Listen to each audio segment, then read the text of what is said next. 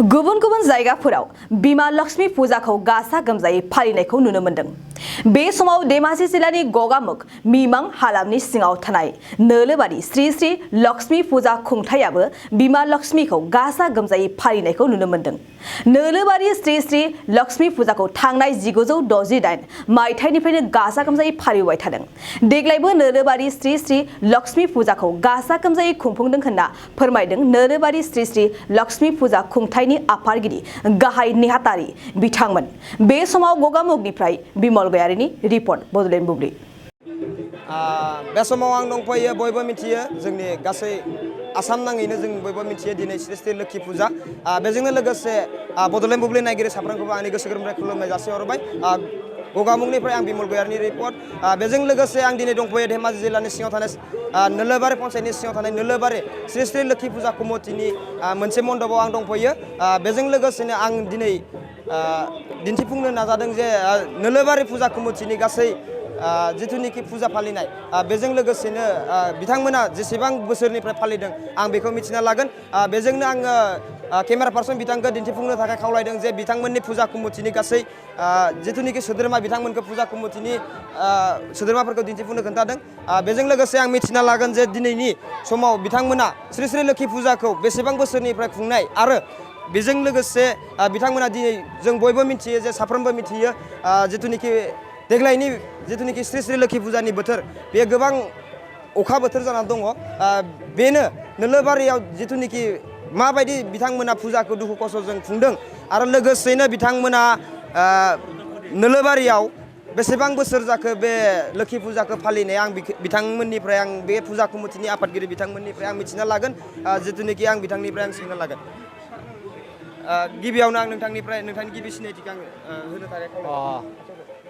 खुलुमनाय थाबाय। आंनि मुङा श्री मदन गयारि, अभयपुर गामि। बेखिनियानो। दा मा सोंदों नोंथाङा आंनाव? नोंथांमोना जिथुनिखि बे लोक्षि फुजाखौ बेसेबां मायथाइनिफ्राय फालिनायमोन आरो दिनैसिम बेसेबां बोसोर जाखो बेखौ फोरमायनो थाखाय आं खावलायबाय। जोंनि गिबियावनो बयनिसिमबो नोंथांमोननिसिम लोक्षि फुजानि हामलायनाय बावग्रोबाय। जोंनि लोक्षि फुजाया 68आव फाथिजादों। दिनैसिम 54 बोसोर जाबाय। जोङो बेवहाय बर', मिसिं,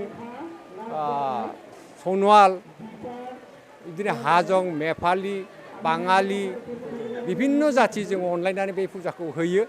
खारन जोंहा गावलिया समाज बयबो जों बिमा लोक्षिखौ सिबियो। बियो जोंनि मोनसे जोंनि एरियानि गिदिर उत्सब। जों बेवहाय जोंनि फिसा फिसौ रंजानाय, मोसानाय मुसुरनाय बायदिसिना आदब खायदाबो सोलोंनो हायो। बेजों लोगोसे जोङो गावनि गोसोनि फोथायनायखौ जों सिबिनानै गोसोखौ सान्थि मोनो। बेखायनो जोङो दासिमबो गारनो हायाखै। इयुनाव जाहाथे जोंनि ओनसोलनि बे बिमा लोक्षि फुजाया सारा आसाम नाङैनो जे गोसारनानै मोनसे गिदिर नाम खालामनो हायो जों बेखौ हास्थायगासिनो दं। जे बेखायनो दिनै जोंनि देग्लायनि फुजायाव जे बोथोरा जुदि बिगिनि खथियामोनबा नोंथांमोना नुगौमोन हयथ' बेवहाय लाख लाख मानसि जायो, गारि मथर दोननो जायगा गैयै जायो।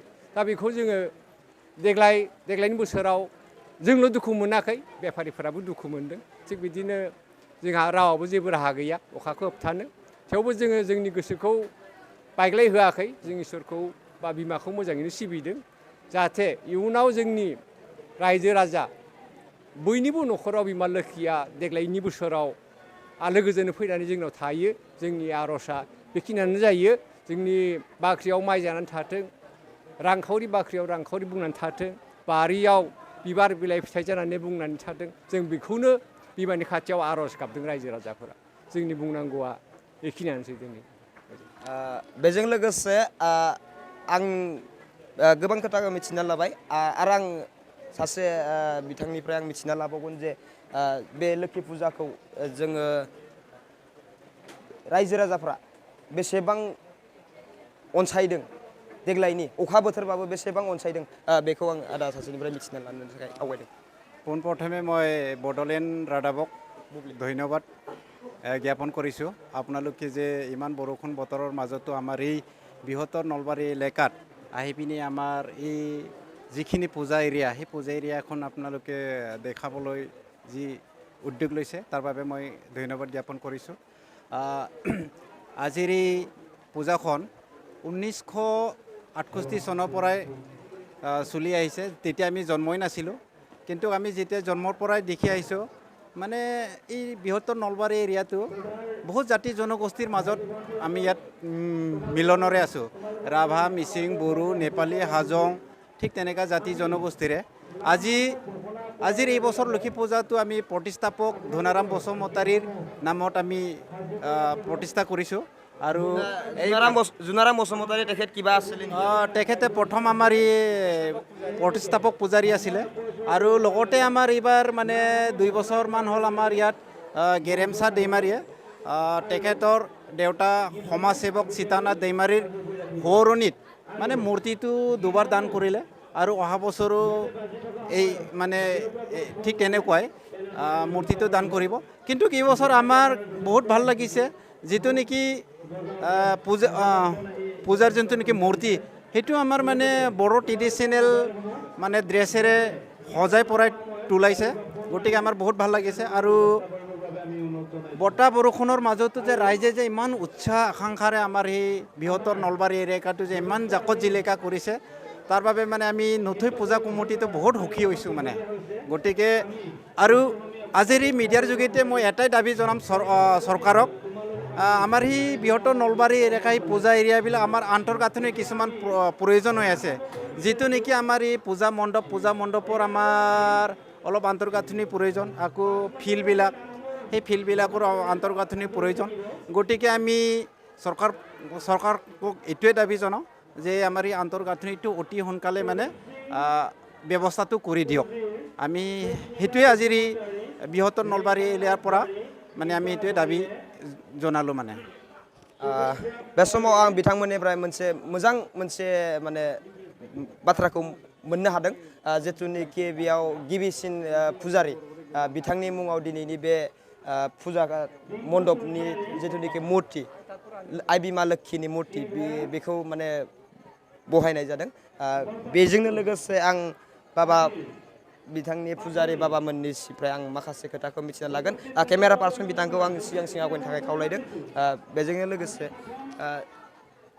आं बिथांनिफ्राय आं माखासे खोथाखौ मिथिना लागोन जे नोंथांमोननि जितुनिखि आइ बिमा लोक्षि बेनि जितुनिखि मन्दिरनि जितुनिखि मण्डपनि मुर्तिखौ बर'नि जितुनिखि दख'नाजों जों साजायनायखौ नुनो मोनदों केमेरा पार्सन बिथांखौ आं आइ बिमा लोक्षिनि सावगारिखौ देखायनो थाखाय आं खावलायहरदों जितुनिखि दिनै जों गोबां समायना नुदों देग्लाय आं गिबि होननानै साननो हायो जितुनिखि जोंनि बर'नि गाननायजों बर' हारिनि गाननाय माबा ड्रेसजों जितुनिखि आइ बिमा लोक्षिखौ जितुनिखि इयाव साजायना दोनदों बेनि सोमोन्दै आं नोंथांनाव सोंगोन जितुनिखि आइ बिमा लोक्षिया दिनै दख'ना गाननानै फैदों बेयाव जोंनि मिंमां हालामनि गगामुग हालामनि मिंमां हालामनि जितुनिखि बर' रायजो राजा बा गुबुन हारियानो जायाथों मानो दिनै अखा बोथोराव बेसेबां नोंथांमोननि मन्दिराव बेसेबां जितुनिखि सुबुङा बाहागो लाफैदों जितुनिखि नोंथांमोननि फुजाखौ अनसायफैदों दा जोंनि माबायाव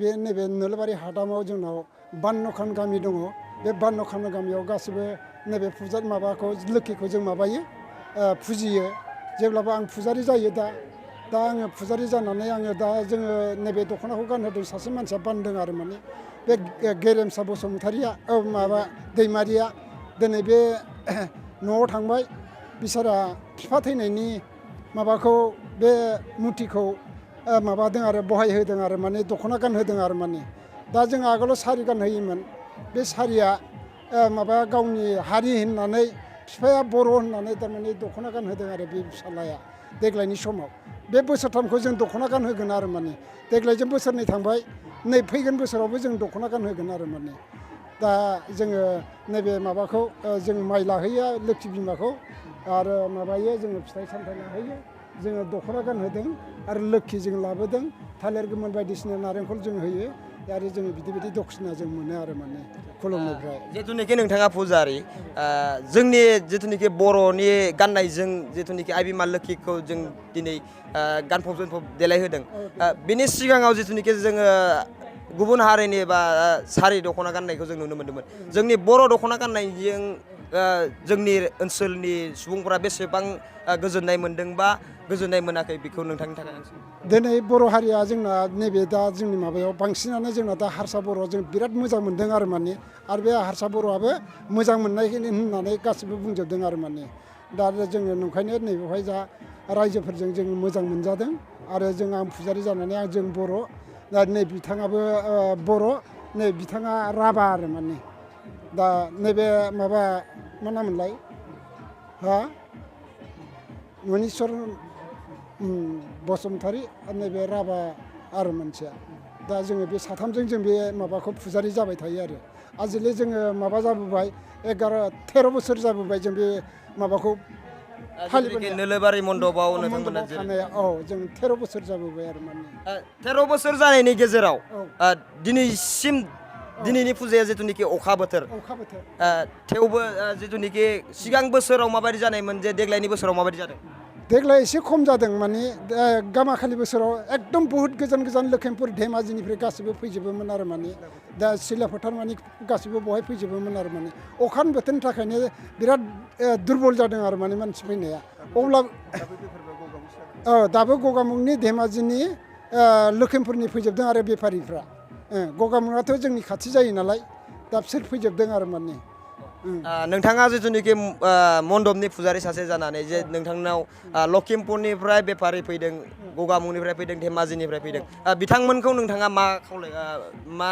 हामलायथि बावो जिथुनिखि नोंथांमोननि फुजायाव बिथांमोना बेफार बायदिसिना फाननानैबाबो बिथांमोना गोजोननाय मोन्दों नोंथाङा बिथांमोनखौ मा हामलायथि बावो जों बिसोरो जोंखौ मोजां मोनो आरो जोंखौ आश्रय लाफैयो आरो जों बिराद मोजाङै जों खुंना हरो आरो माने बिसोरनाव आरो बेनिफ्राय जोङो भलुन्टियार लायो 12 जन बिथांमोना बेङो आरो माने फकारफोरनिखौ दा फकारफोरनियाबो फैयो आरो जोंबो बाहाग नैबेबायदि मेडेल लायो आरो माने नैबे बेखौ होयो आरो माने भलुन्टियारफोरनो दा जोङो नंखायनो दा जों बे बेचखौ जों लानानै गिदिंबाय थायो आरो माने जोंनि भलुन्टियारफ्रा आरो माने थेवबो जों दावराव दावसि जाहोआ आरो माने जोंनि एरियायाव जौ माबाफ्रा जोंनाव निखित जुवाफ्रा जोंनाव निखित आरो माने जों लोंहोआ आरो माने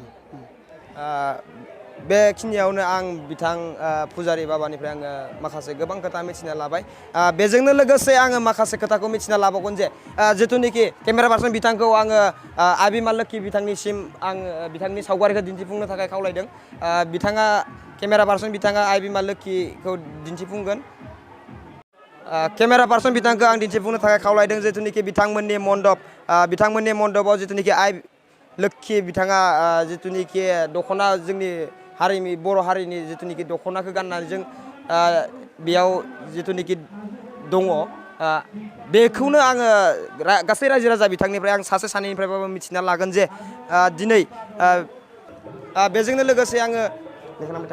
लोगोसे आङो जिथुनिखि लोक्षि फुजा श्री श्री लोक्षि फुजा कमिटिनि गाहाय आफादगिरि बिथांनिफ्राय आं मिथिना लागोन जे नोलोबारि फुजाया दिनैसिम बेसेबां बोसोर जाखो आरो बे फुजाया दिनै गोबां अखा बोथोर होननानै जों बयबो मिथिना मोन्दों बे अखा बोथोराव जिथुनिखि आं केमेरामेन बिथांखौ आङो खावलायदों जे आइबिमा लोक्षिनि जिथुनिखि सावगारिखौ आं दिन्थिफुंनो थाखाय खावलायदों बेजोंनो लोगोसे आं जिथुनिखि आइबिमा लोक्षिखौ दिनै दख'ना गाननानै साजायदों नोलोबारि फुजा कमिटिनि बिथांमोना आइबिमा लोक्षिखौ जिथुनि दख'ना गाननानै साजायदों बेजोंनो आङो माखासे रायजो राजा बिथांमोननिफ्रायबो आं मिथिना लागोन जे बिथां आइबिमा लोक्षिया दिनै इयाव दख'ना गाननानै जिरायना दङ बिथांमोनखौ बेसेबां सापर्ट मोनदों जिथुनिखि सार दिनै आं नोंथांनाव सोंनो लादों आइबिमा लोक्षिया दिनै दख'ना गाननानै जिथुनिखि मण्डपाव जिरायना दङ बेयाव रायजो राजाया बेसेबां गोजोननाय दं आरो बेसेबां दुखु मोननाय दं दुखु मोननायनि खोथाथ' बेयाव फैया जिहेतुके फुजा खुंनाय जादों गासै हारिमायारि जेसेबां बेयाव बख'बा खालायबोदों बयबो दिनै गोदान मोनसे महर नुनो मोननायाव गोजोनदों जे सिन्ताधाराफोरा जेब्लाबो गोदोनि दिनाव जेरैबायदि जों सिन्ताधारा सोलिदोंमोन बे सिन्ताधाराव नङा दिनै मुगा सोलायबोनाय लोगो लोगो माखासे सिन्ताधाराफोराबो सोलिबोदों थिग बिदिनो मोनसे दिनै बे महर मोननो हादों आरो रायजोफोरा जों खोनानाय बायदिब्ला जोबोद गोजोनदों मोजां मोनदोंबो आरो बेयाव बयबो गाजा गोमजायै लैहोर लैहोर फैनानै बे फुजायाव अंशग्रहण खालामदों आरो जों इयुनावबो बेबायदि फुजानि दारै मोनसे बिराद गिदिर समन्वय सृष्टि जादों बे ओनसोलाव थागिबि रायजोफोरनि गेजेराव बे जिथु समन्वय बे जिथु शान्ति सम्प्रिति बार्ता बे बार्ताया जेरावबो गोसारदों आरो बेनि थाखाय जों बयनिसिमबो साबायखर बावनाय जादों कमिटिनिफ्राय जिथुनिखि देग्लायनि फुजाया गोबां अखा बोथोर बेयाव नोंथांमोना मानसि सासे सानै खम जानायखौ नुनानै एसेबाबो दुखु मोननाय जोबोद दुखुनांथाव खोथा बोथोराथ' बिदि जों जागोन होननानै आसा खालामाखैमोन खिन्थु जानांगोन जाबाय दाथ' जेरैबायदि अखा हाबाय थाबाय आरो हर सान कन्टिनिउवासलि अखा हादोंबाबो गाज्रि नङा बिनि गेजेरावबो रायजोफोरा जेसेबां माने जों एक्सपेक्ट खालामदोंमोन बेयाव माने मेच गेदारिं जनसाधारननि जेरैबायदि सुबुंफोरनि जिथु आनन्द उल्लास नुनो मोनगौमोन बेयो एसे खम जादों आरो बेयो देखा देखि माने जों हमनो हादों जे एसे सुबुंफोरा फैनाय अंशग्रहण खालामनो बे हरनि बेलायाव बिखेखै एसे खम जादों खिन्थु साननि बेलायावथ' जोबोद माने मानसि अखानि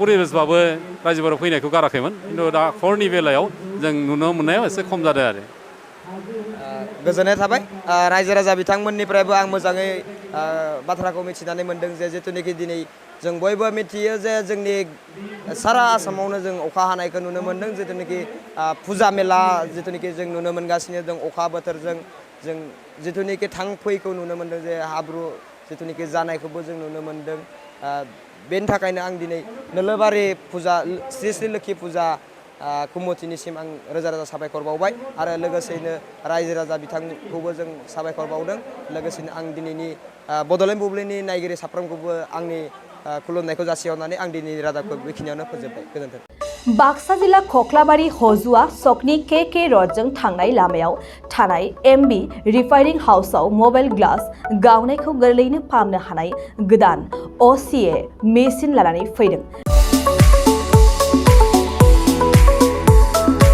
नोंथांमोना खम बेसेनावनो गावनि मबाइल ग्लास बायनायखौ MB रिफाइनिं हाउसआव फाहामनो हागोन।